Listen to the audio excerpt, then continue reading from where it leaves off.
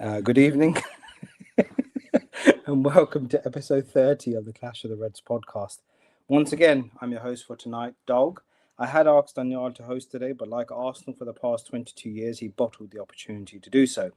It has been another fascinating week of footballing action. We had the Haram Derby yesterday, Zina versus Incest, Pork versus Gammon, Arsenal versus West Ham United. It was an incredible game which saw a late winner from the grey-haired minion Leandro Trossard. West Ham were cruelly denied an equaliser in the 95th minute after David Raya complained about being handled worse than an intern working for Harvey Weinstein. VAR, once ridiculed by Arsenal fans for being fixed, proved to be the saving grace for the Gunners as they now need 2 wins to secure their first Premier League title in 22 years. One thing is for certain, we are in for tons of bullshit from the Arsenal fan base. Fun fact, but did you know that if you cut an Arsenal fan in half, you'll get 2 cunts? Man City continue to apply the pressure against Arsenal with an impressive 3-1 win against Brentford. Will it be enough for City? More than you believe, says Pep. Manchester United were held to a drab 0-0 draw against Sunderland. In honour of the Reform Party winning councils across the UK, it appears that this has also silenced the immigrant voices at the club that have given them their recent spate of victories. And finally, there was another boring draw between Liverpool and the continuously struggling Chelsea.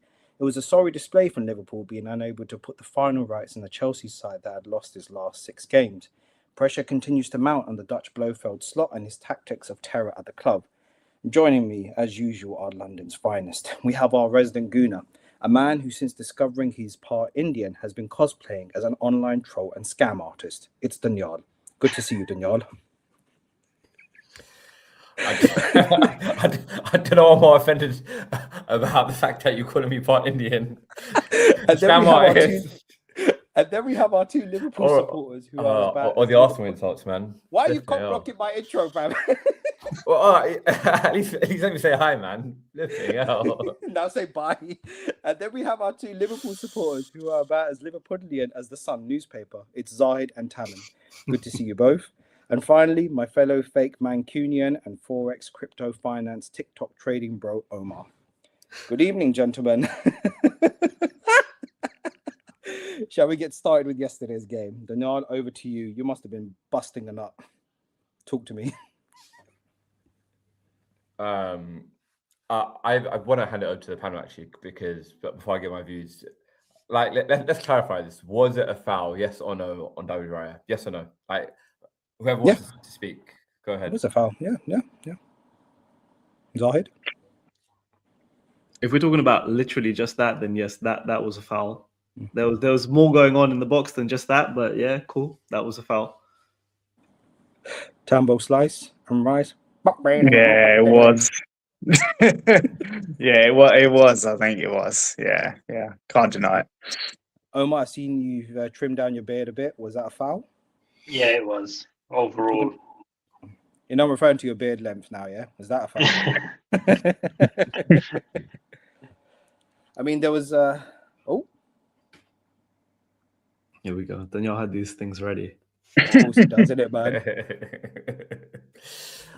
I mean, you can see here, like, he's got one arm on his arm. Like, Pablo has one arm on Raya's arm, so he can't get to the ball.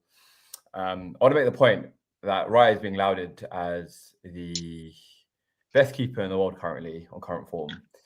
And if the best keeper in the world isn't impeded, he gets to that ball. And then obviously, like at the back there, you've got Raya also being tugged from behind as well. So yeah, man, it was the right call. Probably one of the most stressful watches I've had the entire season, and yeah, this season has aged me more than you can believe. to borrow a Pep quote, yeah, man, like waiting for that VAR call. Yeah, man, honestly, it was absolute agony. And yeah, man, my cortisol was just rising the longer this match went on. Yeah, so absolute relief to come out with 3 points. I did think that this was the match to potentially bring us to the title. So thank you. Is it Zahid that put that picture up? Yeah. Yeah, I was waiting. Let's zoom out a little bit. Exactly, man. I was waiting to zoom out.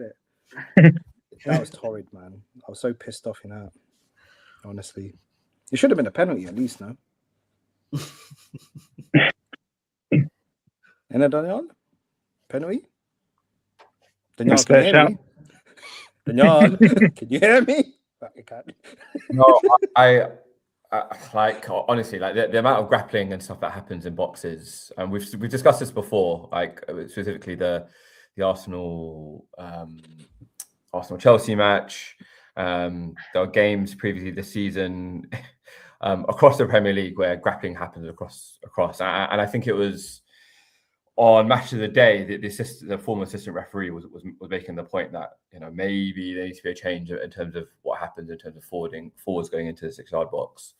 That it turned to a bit of a rugby match, but I do think like this full outrage over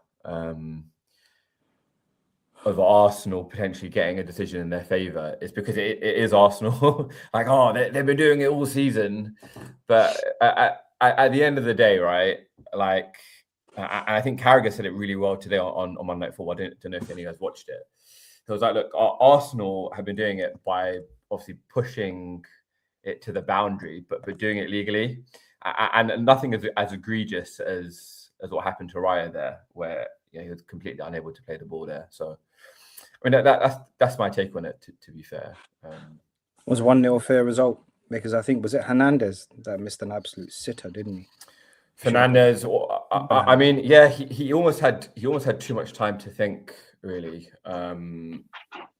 like that second half, yeah, was just absolutely bananas. Like Raya basically might have won us the league with that save. Yeah. And I think Neville said it on commentary that it reminded him of Ortega versus Son from 2 seasons ago.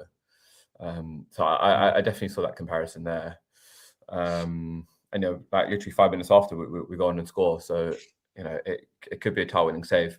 Well, which by the way, I do have a gripe with the Football Writers Association. So Bruno Fernandes, yeah, it's a slight detour here, but Bruno Fernandes being declared Player of the Season, fine. Like, don't get me wrong, I think there's been a lot of recency bias. He's done extremely well to get as many assists as he's done, and he's pushed United to get to a Champions League spot. But Declan Rice has got as many wins as this guy has played all season. 35. Bruno has played in 34 games. Like, I think you should wait till the season's done before giving out these sorts of awards, personally. But anyway, I'd love it if you guys lost to Burnley and Palace now, and they were like, "We should wait until the season's done, innit, before you start chatting shit." Zahid, I can see you being really pensive. Come on, hit me with your thoughts, please. So I'll be honest. I watched the game up until Arsenal scored, and then I switched it off. I was like, "Hey, what? Fuck this!" No, so basically, like, it was a really tense game, and Arsenal had multiple chances to score. There were a few chances where there was the ball was just sort of like bouncing around just outside, just in front of the goal, and West Ham managed to stay in it. But it seemed like quite a nervy game for Arsenal.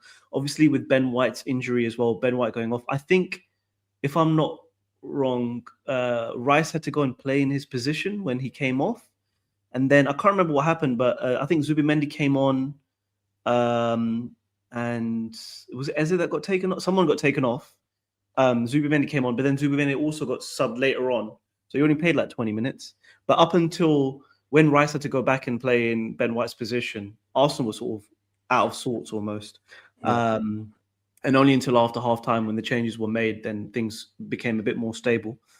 But I mean, yeah, West Ham had their chances, man. Todibo fluffed the lines as well. There was, I don't know if it was a corner or a cross, but he had a chance. Somerville had a chance.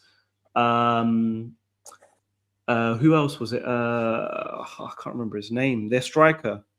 Wilson? Castellanos. No. Sorry? Castellanos. Yeah.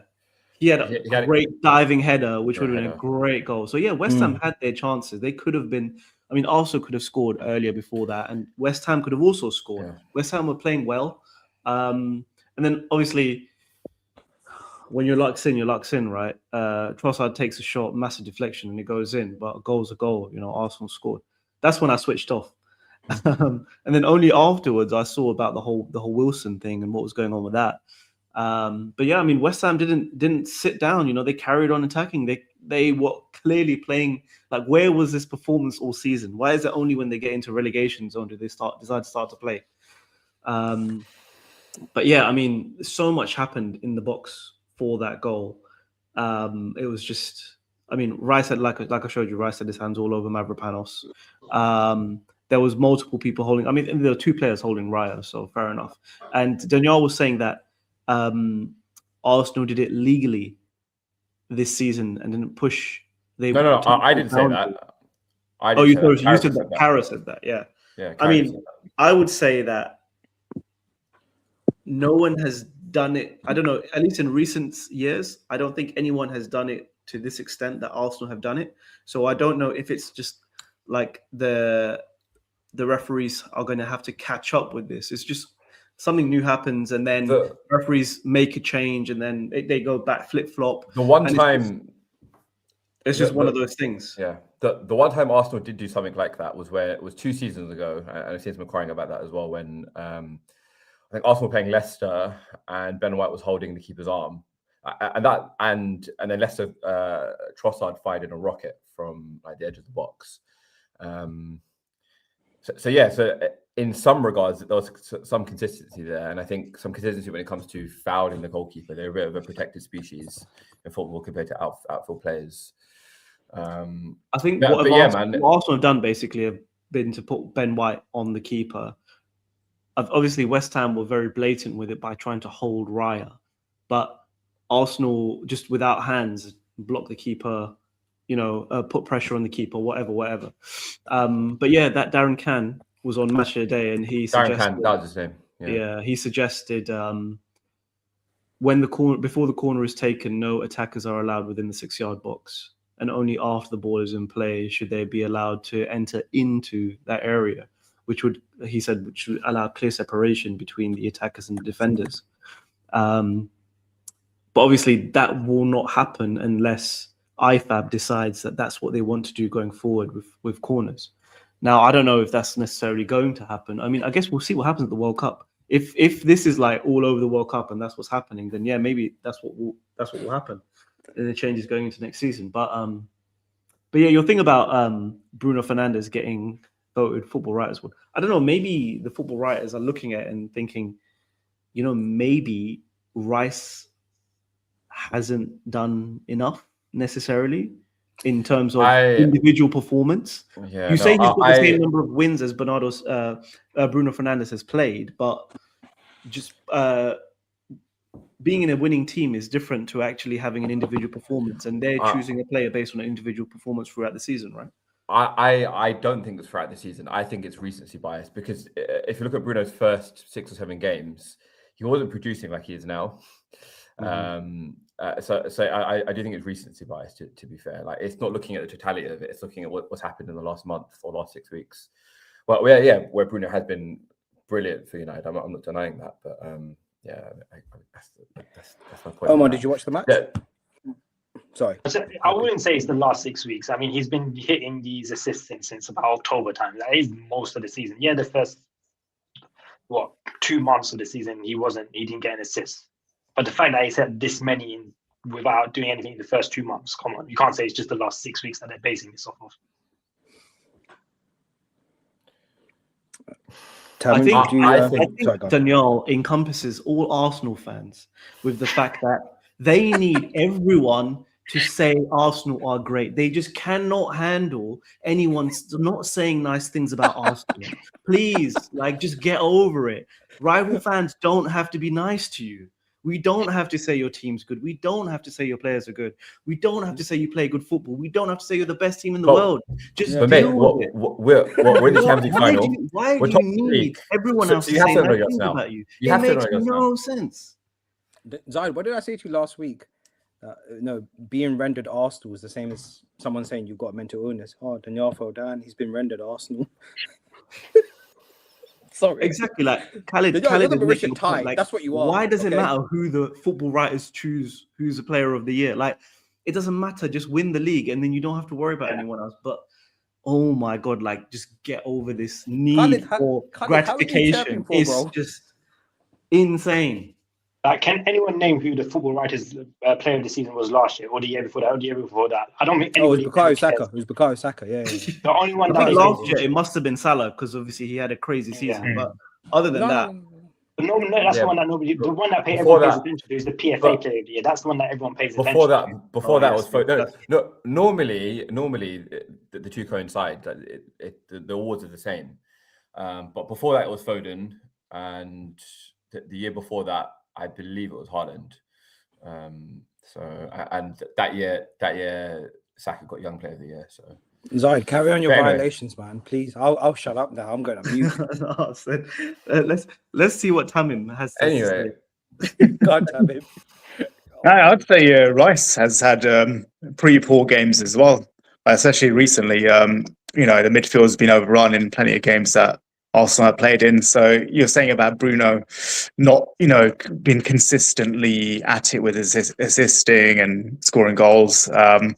Same could be said for Rice. So I think as Khalid said, it doesn't really matter too much. I think the final result of who wins the league is the most important thing. The whole point of, do Arsenal players and fans and the team itself need to be liked? Yeah, I agree with Zahid. I don't think that stuff should matter. Like, I think every big team goes through that. Like when we were winning the league last year, we had a lot of criticism our way. Like when Man United were on top with Fergie, they had a lot of criticism go their way as well. Every big team that's on the up will have criticism. So it's not just Arsenal that get it. It's every big team. And I think that's dished out in equal amounts. That's my opinion. Now, Danyaal, I hate Chelsea. I don't like Chelsea. But even their fans aren't as bad as Arsenal fans. I just don't get it. Like, I saw a clip of Troop saying to Saeed it's just football fandom, man. Honestly, like not football fan. You know what? It used to be. I used to think that Ty and all those people were anomalies, and then I met you when you're in your pomp, and I'm like, oh shit, this is an Arsenal thing, man. I've never met a normal Arsenal. Every Arsenal fan I've met, it's like they're on the Richter scale. Once they hit there, it's like, oh yeah, they're becoming a typical Arsenal fan now. I don't get it, man. I think you guys are too insecure. I swear, Dan. You're like plastic surgery FC, man. At the end of the day, right? Yeah, the reason why we are, and I think Rory Talks Football said it quite well. Like 22 years of bullying from rival fans has caused us to be the way that we are. It's not bullying though. That's bullshit. It's not bullying. But you give it as well. Like last year, PGML League title and this and that. But if we said PGML League title to you guys, you'd be like, oh, everyone's targeting Arsenal, this and that. Did we say that last year? Oh, everyone's targeting Liverpool? We didn't say that, did we? So it's the same. Every big team gets it. I gave Liverpool their flowers last year, and you know that. No, you haven't. That's BS. There's banter. Bro, look back, man. Look back. Why don't you violate United? You kept saying we were winning because of the refs. You're saying we won. I never said that. So many times. I joked over it. Yeah. No. You did. It's the other way around. It's the other way around. He only said it was Liverpool's title so he could then gloat if Liverpool bottled it. Exactly. No. Complete and utter truth. Yeah, and I would say it's only this season that you said that you've been saying that Liverpool deserve to win it. Yeah, and you kept saying it in sarcasm, innit? He was like, Liverpool is the greatest team ever. Come on, Exactly, you obviously don't mean that. Come on. And Ian Wright has your audacity to say, I meant it from the depth of my heart, my friend. Oh, sure.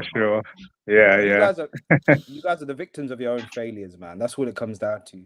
You could sit there and make all these criticisms about City, 115 charges. The reality is Arsenal want that same success, but they can't acknowledge the fact that they're just too insecure. They're a small club, man.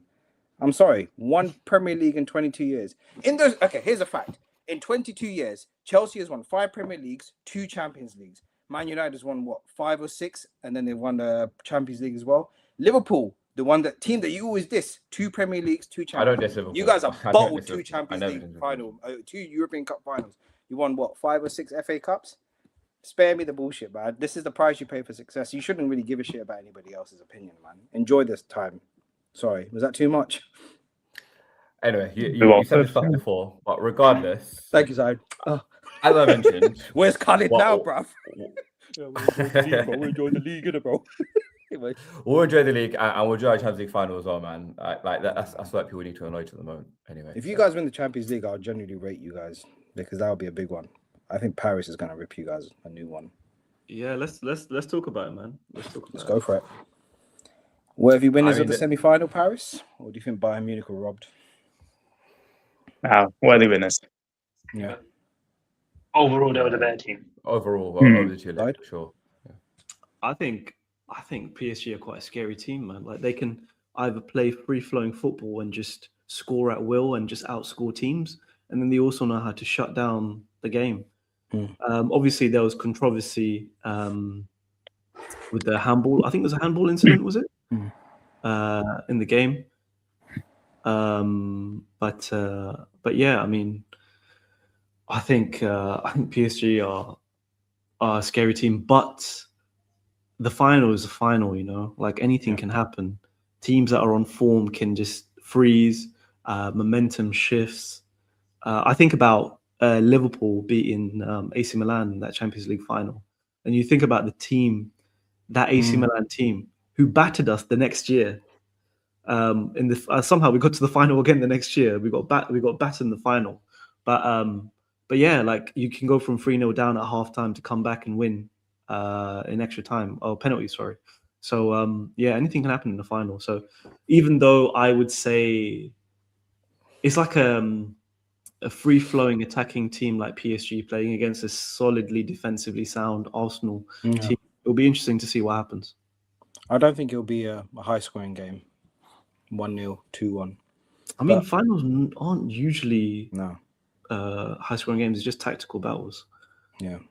Danyaal, are you happy with PSG being in the final, or would you prefer Bayern? I would have preferred PSG, to be fair. Really? I feel for Harry Kane, man. 56 goals in the season, right?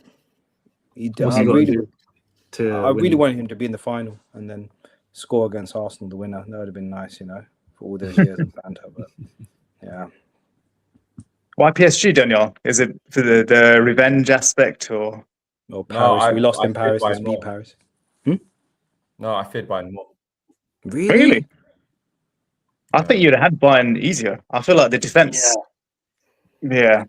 Zahid, I see that look in your eyes. It's like, is this reverse psychology again? Oh yeah, no. Yeah, please explain why you would choose PSG over Bayern, because that doesn't make sense. Yeah. Just Bayern's firepower into the Diaz, Kane, Gnabry, Elise. Yeah, but PSG have you Dembele, Kvara, Scalia, Hakimi, Vitinha, Barcola, Doué. Barcola. Yeah, Barcola. I think PSG's style would have suited us a bit better. Okay, so to all our viewers, what he's basically doing is making it like, oh yeah, I would have preferred Bayern. And if they beat PSG, yeah, we beat the best team in the league, man. Oh, nobody's gonna come near us. Oh yeah, unbeatables, unbeaten, running the Champions League. Hate watching once again, lads. Mo, are you using up your page to go credit to send these comments in? Like and subscribe, yeah. But are you like using up your credit, fam? What's that? Oh man. I think so. I remember watching. I think, yeah, it was Liverpool, Real Madrid. I watched it with my cousins, and everyone was hate watching Liverpool except me. And I was like, obviously, I was devastated with the Salah injury, blah, blah, blah, blah, and the end result.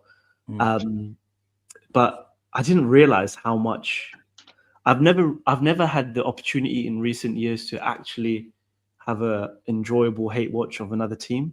So, yes, I'm going to savor that final. Trust me.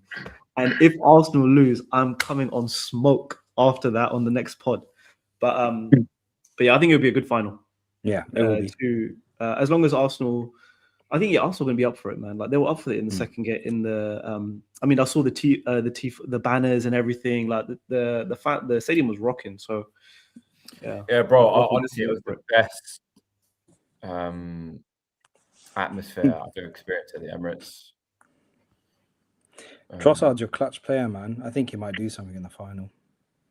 He pops up like one of those mushrooms from Super Mario when you least expect it, man. He's a quality player. He's been off form recently, and for him to suddenly come back on form, or at least like start to get some, key passes and whatnot, and have an impact on the game, I'm surprised. But because he seems a bit like a second string player to me, like he's part of your second 11 rather than your first 11.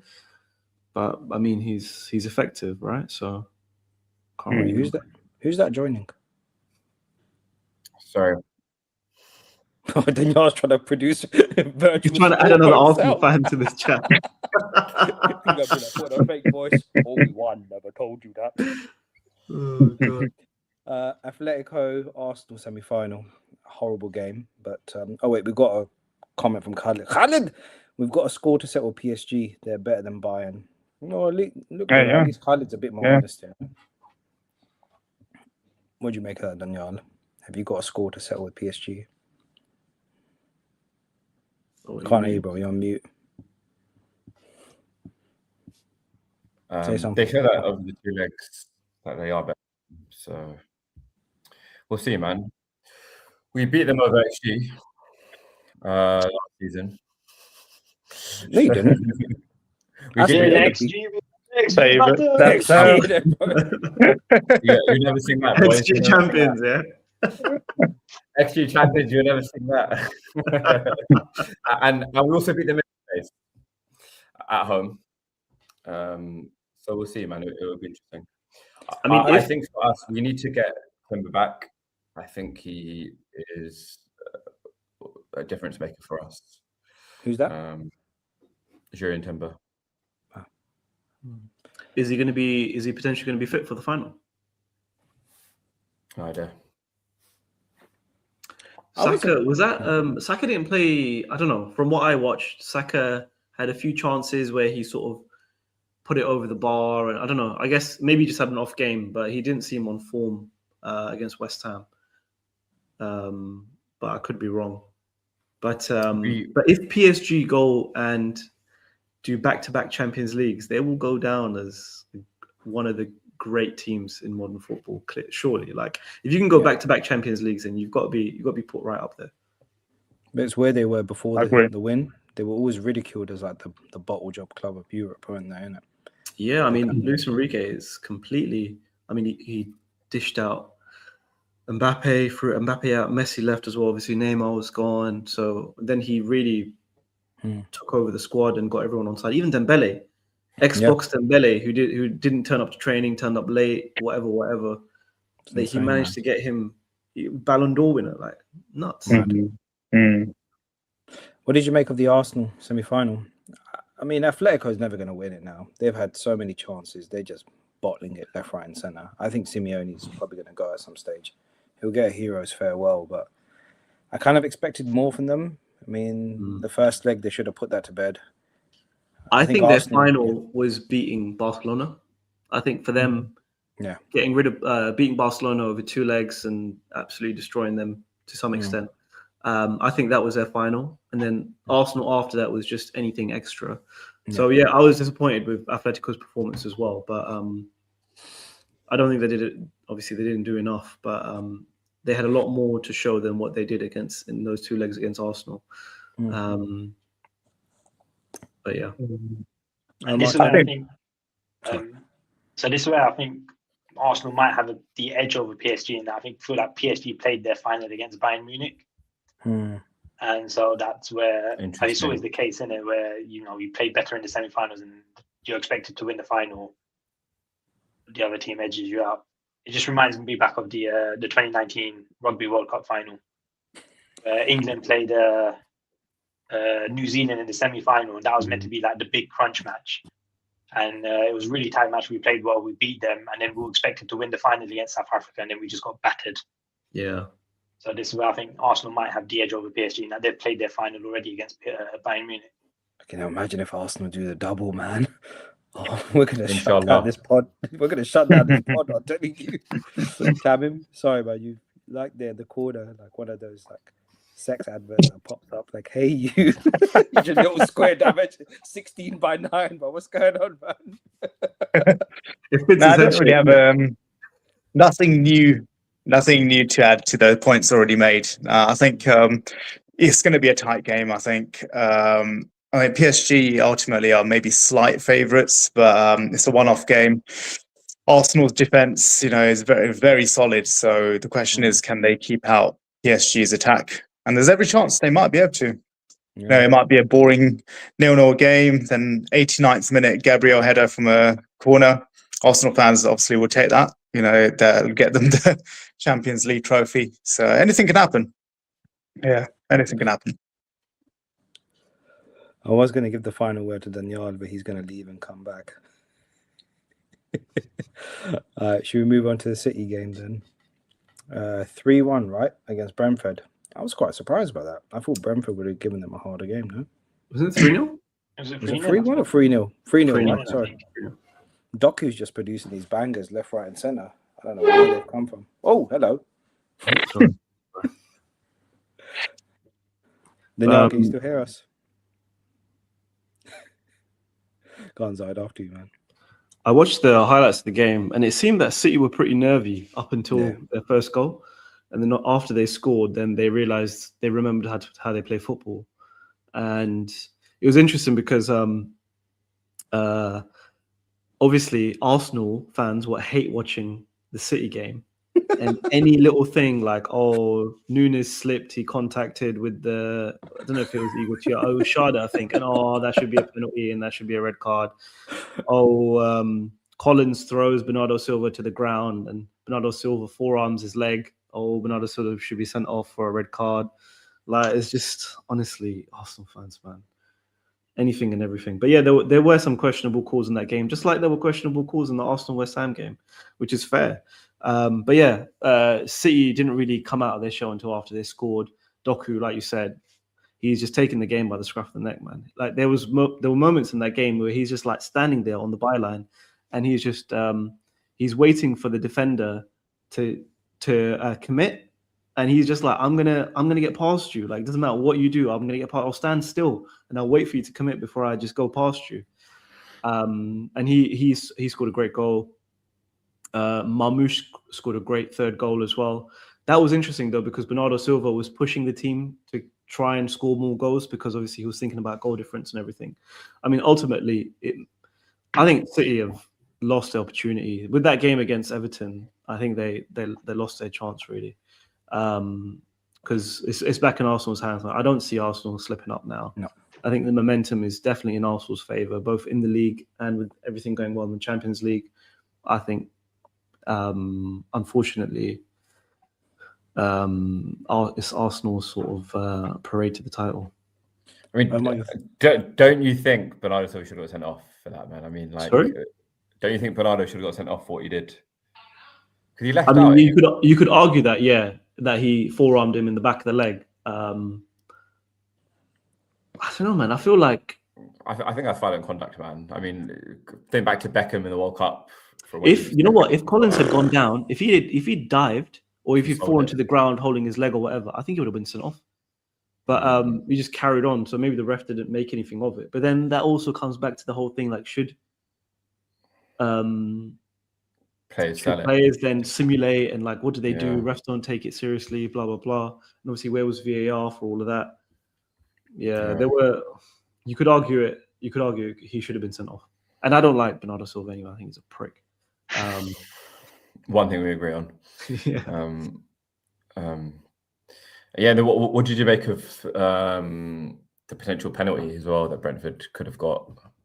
I don't know, man. It looked like Nunes slipped and somehow, or actually, there was another opportunity where I think Shada gets pushed in the back, potentially. He gets forearmed in the back or elbowed in the back or something. So yeah, I mean that's another. I only saw the highlights, so I can't really say. But VAR didn't deem it to be a penalty, maybe because it was potentially a bit soft. I don't know, but yeah, I guess Shada felt contact and went down, but it wasn't deemed to be enough to warrant a penalty, apparently. Yeah, I think kind of made the difference entirely. So I generally don't like watching City play because inevitably they're going to score and it becomes an unsuccessful hate watch. But I had my parents round, so I needed to put something on for them. So I had to have it on in the house, unfortunately. I think it's a good point from Khalid here. Like, you could say Bernardo deserved a red, but Guerrero could have got one versus Harden too. Yeah, and I think it's going back to the point we're making earlier about like players selling it or not. Like if Collins sold the punch, if Haaland sold the headbutt, like, yeah, we could be looking at 3-game bans for both players. So I think the referees are not, like we've said in previous years, the referees aren't up to standard with what's happening in the game.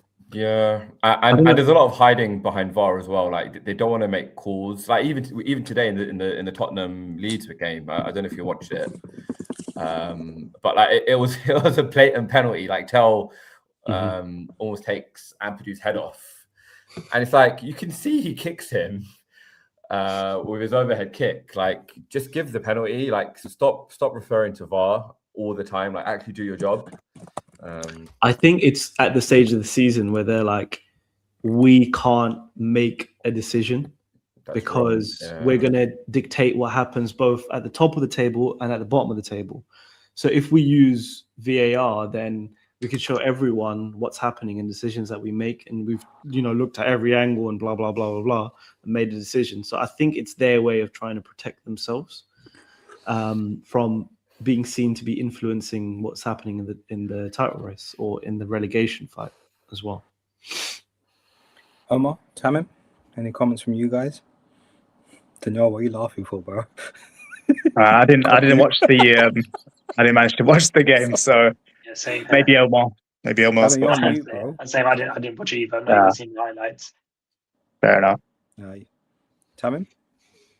No, I was saying the same thing as Omar. I didn't actually watch the City game. You, bro. So nothing is coming. You know? I can hear you. I can hear you. I think it's your side of the. Yeah.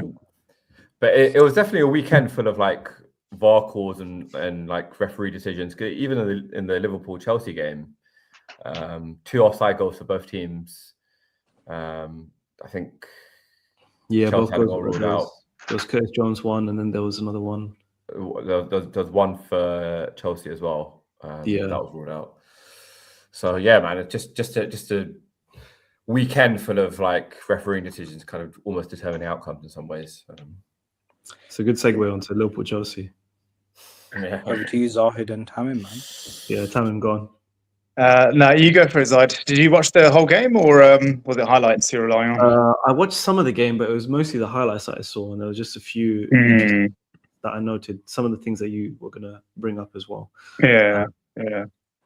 But I mean, yeah, obviously it was a great goal from Gravenberch. Although to be honest, they were complaining that because I was listening on BBC Radio 511, they were arguing with Rob Green about this, basically saying that it was a good goal, but it wasn't a great goal. The keeper should have done better because it wasn't in the top corner. And Rob Green's like, it's traveling at like 45 to 60 miles an hour. Like, what is he meant to do? What more can he do? But I think if he had shifted, was it Jorgensen? I think if he had shifted a little bit more to the left, maybe he would have saved it potentially. But yeah, obviously it was great build-up play, an assist from Rio, and then Gravenberch gets the goal. And then, as always with Liverpool this season, like we just give teams an opportunity to get back into the game, just defensively not sound. The Enzo free kick, I mean, the defending for that, like he just puts the ball through in between and it just trickles into the back of the net, and it's just so frustrating, man. Like in previous seasons, we've been like absolutely solid at the back and good organization and whatnot. I don't know what has happened this year. Like our midfield leaders like McAllister and Gravenberch, and I don't know, it's just like I don't know if the players are just disinterested with how the league is going, and have just sort of like the form's off as a tail end of the season comes up. I really don't know, but it's just so frustrating to watch, man. And obviously Rio getting subbed off and literally the whole stadium booing that decision. That was just, Liverpool fans usually are behind the manager, and they don't. We're not like other clubs that do this sort of stuff in the stadium. So it was quite interesting to see that was Trent last season. I mean hometown hero. That's bad, like bro. Way, that was bad. I think that's the whole thing about him being a Scouser and him, the way he left the club, and the whole thing that he was unique. He would say he was going to stay, and then it came out that he'd been like learning Spanish for 6 months or whatever. Like, there's ways to do things, there's ways to leave a club, and obviously he did what he did. But yeah, I mean, the decision to sub Rio was frustrating. Obviously, Isak needs to play. He just come back from injury again. It's just a very frustrating end to the season. Yeah, Khalid, keeping thank you for your Gakpo on the. question. Thanks, Danyaal, Oh, for sorry. skimming through that. Do make sure you like and subscribe if you're watching us at home, in the car, in the shower, in the toilet, at work, at the night job. Can we get a word on Liverpool legend Alonso potentially becoming Chelsea manager? Tamim, over to you for that, and then Zahid, you can jump in. Yeah, you know, Alonso's in a bit of a tricky position because he probably does want the Liverpool job, you know, whether it's this year or some point in the future. Obviously, the links are there with the club, and he's a legend, and he's expressed that, you know, he has love for the club. But, you know, Liverpool have said that they're going to back Slot for next season, and how true that is or not, I don't know. But if it's a case of we're going into next season with Slot, then what does Alonso do? Is he going to just wait another year out of management? He's a top manager. He's in his prime. He's learning. He's still, you know, got a lot of years in the game. So he's, you know, if he's got a good proposition like a top team like Chelsea, then, you know, I can't blame him for taking the job. So yeah, it could happen, and I can't really fault Alonso for, you know, taking the project on, because yeah, as I said, it's a big club coming after him, and he wants to work. He's, you know, probably itching to get back on it. But yeah, I mean, the whole debate of keeping Slot or not, I think I'm still in the Slot out sort of bandwagon. I think having a face like Alonso would be good for the club. I feel like Slot's lost it with the fans. Yeah, I don't see any way where Slot can turn it around.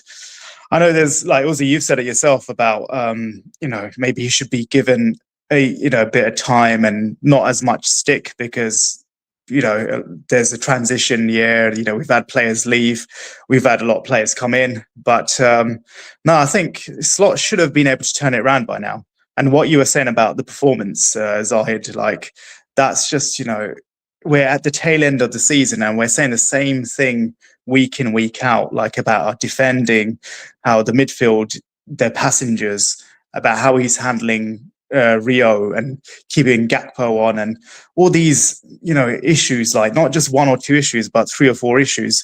You'd think, you know, regardless of what happened in the summer or how many players left and this and that, he should have steadied the ship somehow by now, but it just seems like the same thing week in, week out. So yeah, I mean, I'm not happy about Slot staying in next season. Hopefully he proves me wrong, but I just can't see a world where Slot can turn it around. Yeah, Alonso joining Chelsea, as you asked, yeah, I can't blame him. So yeah, no, I echo a lot of the points that Tamim's made. I mean, so on the one hand, I would say I can't blame Alonso if he wanted to go to Chelsea, but on the other hand, I would definitely be unhappy with him going to Chelsea. The Chelsea owners have no interest in success at the club. They just care about a financial model that makes them money. So why would he waste his time going to a club that have no ambition to win trophies? He would go there with the guise of potentially, you know, doing the rebuild and making the team successful, but the owners don't want that. So why would he waste his time going there? I'm hoping anyway that maybe, so obviously the rumors come out from David Ornstein that Chelsea are looking to Alonso as a potential managerial option, and he said that he's open to it. He's not necessarily agreed it or anything. So at this stage, I would say maybe potentially he's trying to push Liverpool's hand in terms of making a decision that either he goes to Chelsea or Liverpool make the decision to sign him and sack Slot. I don't know what will happen. But part of me thinks, should we give Slot another season to see what happens next year when he's had his players, new players that have come in for a year. He's had another window where he can potentially sign players, and then we see what happens the year after. But I just don't think, whatever his style of play is, he's not implemented it on the team. The team have not received it well, and they don't seem interested in playing the way that he wants to play. The team are happy to play a more sort of aggressive counter press and all that sort of stuff that we played under Klopp. And that was a great identity that we had. It was it was so successful for us. It got the fans, engaged with the team. I mean, I wouldn't say that there were other rival fans up and down the country that would necessarily have an issue with the way that we played football. And I think we played attractive football under Klopp as well, and even Slot in his first season. So yeah, I'm done with Slot, to be honest. I would much prefer Alonso, but it might be the problem with bringing on Alonso is it could end up being another rebuild season again, which would stall things. But then if you're looking long term, then I wouldn't necessarily say it's a bad option. If Slot doesn't win the league for you guys next season, do you think it'll be curtains for him, or would you rather see him go? I don't think we'll win the league with him next season anyway. I think it's going to be another year of rebuilding to try and get the players implemented into the team, and then we're going to have to sign like defensive midfielders, or probably defenders as well. And it's going to be another sort of rebuild next year as well. Maybe we'll, I don't know, get to the quarters of the Champions League or something, hopefully finish third or fourth, maybe second. But yeah, I think that's all I'm hopeful for with Slot in next season. I think trying to go back-to-back league titles, I mean, we had the window that would potentially do that, but it's just so difficult to do. I have a hot take. I think United might be more capable of challenging than Liverpool next season. I'm always I think he'll be bringing as manager. Yeah, I think that's true. If we stick with Carrick, then probably not. In the sense that I feel like it will be like an Ole type thing where we're circling top four, a decent cup run. If we were to get an elite manager in, then even then I think realistically probably not. But I don't think he was. Yeah, I don't think Enrique's interested. From what I've heard, he's most likely going to renew his deal with PSG. Supposedly his family are quite happy in Paris, so realistically, I don't see that happening. I've seen Emery's name be thrown around, and as much as as much as I like him, I just don't think he'll be the right person. Please, I would love it if you get Unai. I would absolutely love it if you get Unai. Danyaal, favourite. Honestly, I'd love it if you get Unai. We would about. I don't think he'll be able to handle the. Absolutely ruin your club. Sorry, Omar, you were saying Danyaal. I don't think he would be. Emery would be able to handle the scrutiny that comes with United. Yeah, he couldn't handle it at Arsenal, and United's far superior. So. Can handle it at PSG. Like forget Arsenal. You can handle it at PSG, man. So yeah, let's forget Arsenal. What is? I saw interesting enough. I saw an Aaron Ramsey interview because he was asked about him being released from Arsenal fairly recently, and he said like the contract was on the table, but Unai decided to put it on hold. And it was at that point he realized one, he couldn't play for another football club. I mean, he had tears in his eyes when he was saying this. He couldn't play for another football club. Were you there? Were you there? In England. You sure it wasn't the lid of the camera? You Yeah? mug. You know what knows about you Arsenal fans? Yeah, you guys hate on that the way you vilify your ex-players, managers, the way you guys treat. More than vilifying Ramsey, man. I was praising him. The way you guys treat Ozil, the way you treat Van Persie, the way you treat Wenger. You kicked out your greatest manager ever, and it's like the way you try to act like, oh yeah, we're a very united front. Don't give me that, man. If this Lego head bottles this league, but you'll be doing the same to him as well, man. You guys are holding Saka hostage. He doesn't need to stay at Arsenal. He should go to a better club and win titles. Yeah? He's just signed a 5-year contract. If you leave it above, he's just signed a 5-year contract. Moving on. Yeah, let's move on.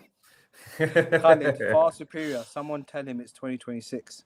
Exactly. No idea what you're referring to, bro. Khalid, you paid your you paid Khalid, man, to have been boost you up in a help me, please. Sparks, help me, I'm getting bullied. Not at all, man. Not at all. I guess Danyaal will leave you with the full. How are you feeling? Wait. Why you said F Robin Van Persie, bro? He's this that guy, bro.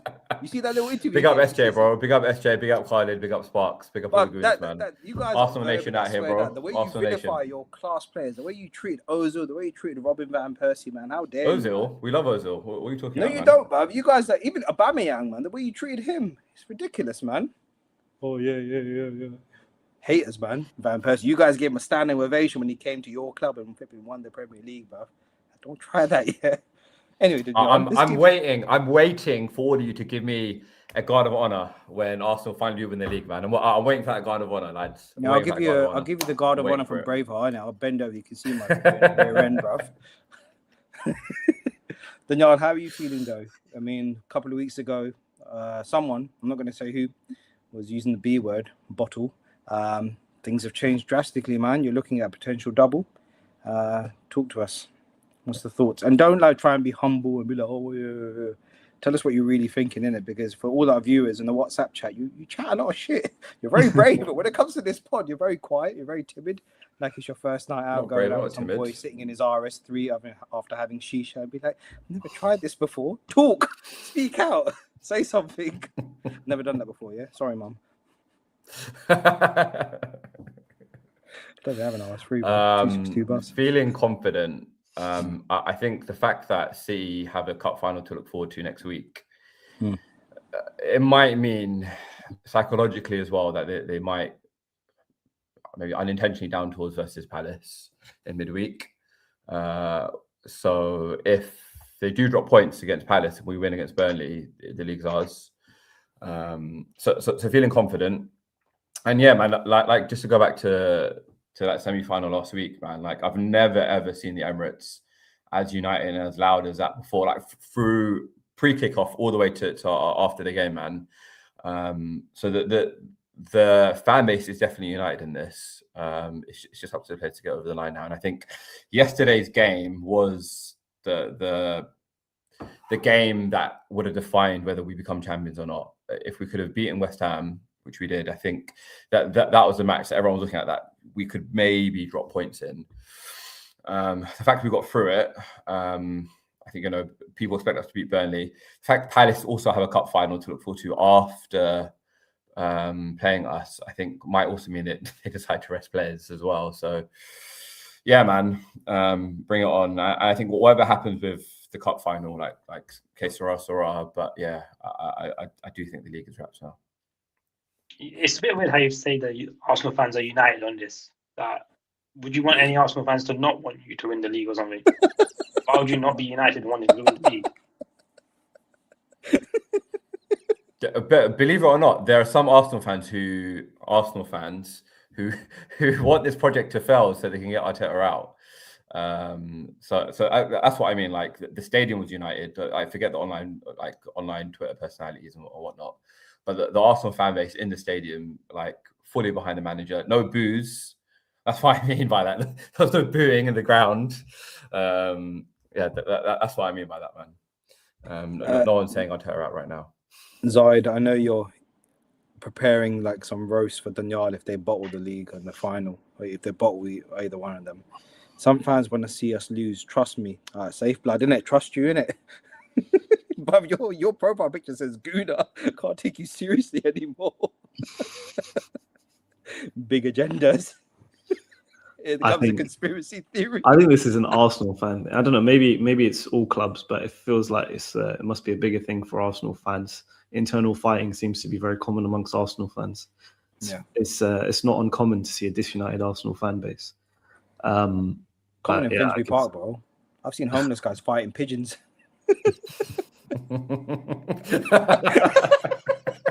That's what you do, blood. Outside Eden's cottage, yeah. $1.99 wings and chips, but no wonder why the chicken's so cheap there. It's a good chicken and chip shop, man. Sorry, Zahid, you were saying.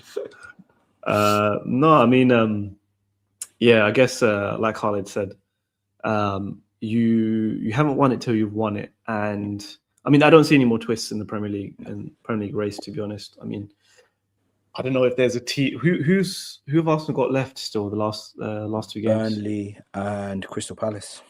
Yeah, so other than Palace, I don't see Burnley doing anything. Burnley drew 2-2 against Villa, but I know Daniel's going to be like Emery in it, man. That toss off falling apart at the end of the season. Good evening. The only thing is, at the end of the season, sometimes teams will produce performances when you do not expect them to at all. Like some teams drop off, other teams just decide to start playing, like Brazil. And you just don't know what will happen. No but pressure, I don't know. I'm clutching at straws, really. I expect Arsenal to canter to the title, really. Harder for Arsenal to lose now, man. Yeah. Yeah. Burnley played well against City 2 weeks ago. I think it was 2-1 down to the wire, and they had like chances as well. They finished 1-0. Like, was it 1-0? Yeah, it was a close game. I remember. I was like, yeah. Then they were literally nothing to play for as well. They had already been relegated at that point. You never know. Yeah, like I said, it's clutching at straws, but you never know. We saw City started to maybe get the infamous bottle virus in that game, because people were expecting to really spank Burnley 3-4-5 and up their goal difference, because people were expecting this title to go down to goal difference, and it didn't happen then. And there was definitely some nerves from City's perspective. It's a good point from Khalid here. City still got Bournemouth. It might be done by then. And Bournemouth away, like, they're on a hell of a run at the moment, so that's a really, really tough place to go to. So we could be champions without having kicked the ball potentially. But however it's done, inshallah, man, I'll be happy, bro. If you look back, City, where they kind of dropped points, so against Forest, they drew 2-2. Against Sunderland, 0-0. Was it against... They lost 1-0 to Villa. West Ham. West Ham, yeah. Was it Tottenham as well? They drew 2-2 or something. Everton. Brighton, 2-2, yeah. Spurs, 5 points to Spurs, or 4 points to Spurs, rather. I think they showed a table that City's lost the most points this season, about 12 points or something stupid. So I'd be surprised if, I can't see Arsenal bottling it. The banter era is over after 22 years, man. Enjoy it, Danyaal. We have to pick a new banter club for next year. Omar, any comments from you? Don't want to interrupt your Forex trading, bro. Omar, you're on mute, bro. No, just the same old. At this point, it's only going one way, and that's towards Arsenal. So yeah, I don't see. If we said it about 5 games ago, that the Arsenal's running was easier than City's, even though City won the match at the Etihad. If anything, that might have helped Arsenal a little bit in terms of before then, City were chasing, so the pressure was more on Arsenal to not. So they say it's easier to chase than to lead. I think after City won that match, everyone put it back onto City that City have got the advantage, and I think that kind of gave Arsenal a little bit of eased the pressure off of Arsenal and made it seem like they were the ones chasing. So that probably helped give them a bit of impetus, whereas City they clearly buckled at Everton. But yeah, I reckon it's a dead set game set and match for Arsenal. Shall we? Getting players back as well has been a big difference maker as well. Like getting Saka back finally, getting Calafiori back finally. Not having to finally always play Noni Madueke. Tamim, you okay? Yeah.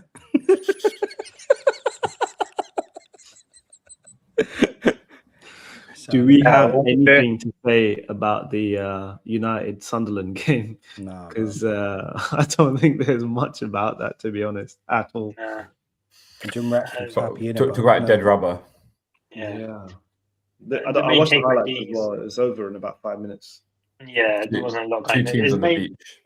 2 main takeaways is big upgrade, and you can see how having Sonny Lamins as our keeper has definitely been probably of the 4 signings we made last summer, potentially the most important one.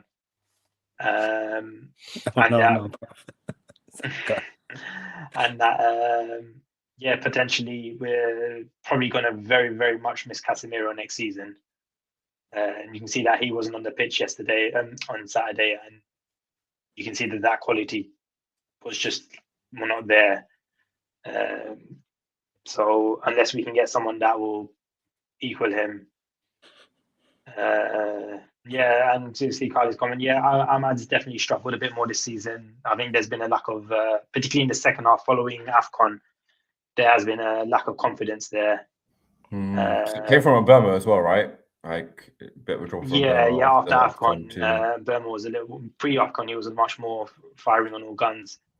There was like one point when Ahmad had a potential one-on-one on Saturday and decided to square it. And I feel like if he'd had that confidence, he would have buried that, whereas he second-guessed himself and went for the pass. they mentioned some Edison links. I've not read anything about that.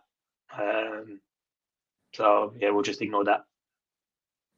But yeah, I mean, it's weird how we went from everyone just laughing at Onana and all the focus being on Onana to now not really having anything to say about Lemons. So clearly he's doing a good job. He's doing this job. And he's playing well. He's not the biggest keeper either, but he gets the job done. Yeah. I think one of his, I remember listening to one of the podcasts and say one of his advantages is that he doesn't let mistakes phase him. So if he does, like, for example, the one he did the other day, it won't affect the rest of his match. Whereas with Onana, if he made a mistake, or even when we had De Gea and go, if he made a mistake, there was another 2, potentially 3 more mistakes coming that match. Same with Bayende as well. Whereas with Lamens, he seems like, it's water off a duck's back for him. He can keep his focus. Where would you rank David De Gea amongst your more recent United keepers? Like, let's say from 2000 till now. Where would you rank him? There was multiple seasons, at least 1 or 2, where he was your player of the year. Yeah. I think he had it for, I don't know if it was 4 consecutive seasons, but he had it for four seasons where he was player of the season. His final seasons with us, he got Golden Glove, and that was despite the number of mistakes that he had, and he ended up getting kicked out by Dawg. Because I remember when you signed Van der Sar, and I was like, "It's a wrap, man. The league title is a wrap." When you signed him, I was like, "It's done." Dude, we signed him as a number 2. You know that originally we signed him as a number 2, as a backup keeper, because by this point he was already backup to who? I can't remember who it was at the time. I think the plan was that what's his name? I can't remember his name. He was a younger goalkeeper, and the plan was that he was going to be the number 1. And then Van der Sar came in, and it was more just having an experienced person there, someone to guide him. And he ended up being the number 1 for the next. Because I think when we signed him, he was already in mid-30s or something like that. So he was reaching the tail end of his career. Yeah, he was at Fulham for years, but he was a great keeper for you guys. But even though he was at Ajax for longer than that, he won 2 Champions Leagues at Ajax. Then he went. I think he went to Juve. Then he went to Fulham. Well, he was kicked out of Juve because they brought in a young keeper called Gianluigi Buffon, and then he ended at Fulham as a result, which is mad. Yeah, we had Fabian Barthez at one stage. That guy was a nutter. Yeah, it's so funny, man. Mr. Pate meltdown France team, right? I love that France team. They were great, man. I mean, he'll always be remembered for that offside against Henry. He tries to play that. That's his main takeaway. Just standing there with his hand, Henry runs around him. We had Tim Howard as well at one stage, didn't we? Right? Yeah, he was he was usually a backup keeper. David Moyes, right? No, he was there before that. He was Ferguson era, and then he went to Everton and he became Everton's number 1 whilst Moyes was there. But yeah, he was usually a backup keeper it was that period from when Schmeichel left to when Van der Sar came in, when we about kept on chopping and changing a lot between who our number 1 keeper. We had him, we had Roy Carroll, sort of chopping and changing between them. Should we move on to predictions, ladies? Yeah, we definitely went on a divergent there talking about United's fast goalkeepers. Got to be done. Danyaal used to remind himself what a champion team looks like if he wants to be part of the big club. It does. Okay, the big one, Wednesday. 1 gold trophy, mate. No one else has it. 1 gold trophy. No one else has it. Should we turn this into the History Channel, Danyaal? It's all violate you, man. So, predictions. Okay, predictions. So Wednesday we've got City and Crystal Palace. Result, Zahid, what are your thoughts on that game? I expect City to win that game. I think it might end up being a close game. I'd say maybe 2-1 City. Danyaal? Yeah, I agree with Zahid. I think it'll be close. But yeah, I think it'll be 2-1 City. Omar? I don't think it'll be that close. No, I reckon City will keep a clean sheet, 2-0. Tamim? Yeah, I think City should have this. Palace, their league season's pretty much finished. I'll go 2-0. I'm going to say 1-0 to City. I think it's going to be a very nervy win. I think they're probably going to be a bit offended over the West Ham game. So, yeah, not really too confident about City. Thursday, no matches. Friday, Villa, Liverpool. Should we do a prediction for that? Zahid, you first. What a shit game that's going to be. Man.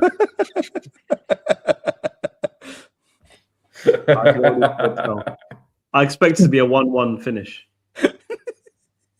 Tamim. Yeah, I was going to say 1-1 as well. It's definitely going to be a boring watch. Maybe Villa are going to try, with their uncertainty. But yeah, 1-1 I'll go. Omar? Yeah, I wouldn't be surprised if it's a draw at the end. Danyaal? Yeah, I think it's a draw. It's got draw written all over it. I think it's going to be a 0-0, boring game.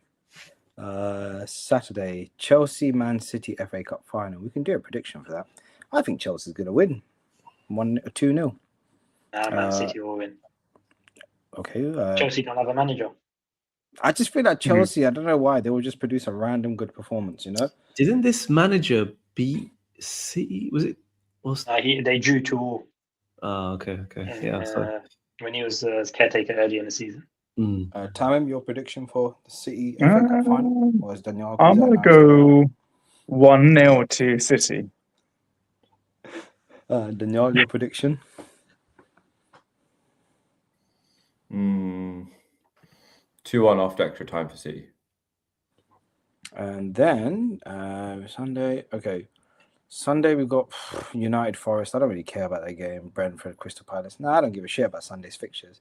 Next Monday, Arsenal, Burnley. It'll be just before we do the stream. Tamim, your prediction for next Monday, Arsenal, Burnley.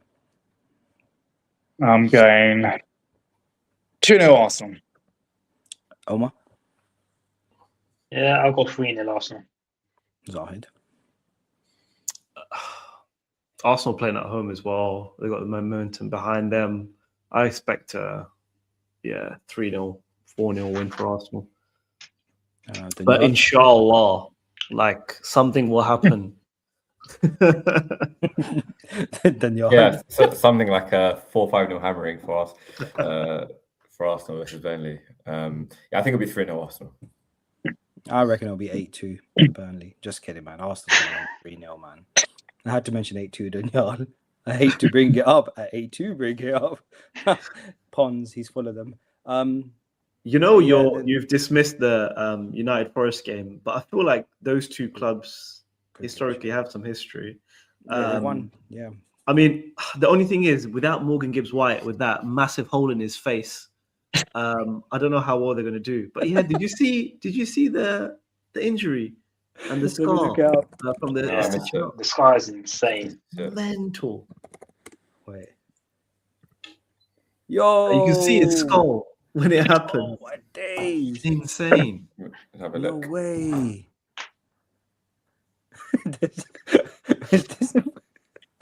This has to be a player doing what's that celebration, bro? And Dele Alli. He looks like he's been attacked by a dangerous dog. Bro. Probably Joey Barton's dog, isn't it? It's bad. Before that as well, he was potentially there were articles being written about him for a potential England call-up as well. Mad. But surely that's this season over. Crazy, man. Do you want to do a prediction for next Tuesday's match? Bournemouth City. Should we do that as well? Yeah, because it could be the title decider, right? Let's start with you, Tamim. Tam. I'm going 2-1 City. I think they'll edge it. They'll edge it. Zahid, Mo says he wants to see you on your knees. Pause. Your prediction for Bournemouth. Astaghfirullah. Don't get astaghfirullah. I think. Are you Omar, Zahid? Yeah. Oh, did you say Omar? Sorry. I don't know. Bournemouth are a decent team. They're doing all right. I wouldn't be surprised if they'd rag a draw in this one. But yeah, maybe I'll go for like a 2 tie draw. Zahid? I expect to be a 2-2 draw. Actually, I think City will just get to them. It'll be too much, and they'll give up. Danyaal?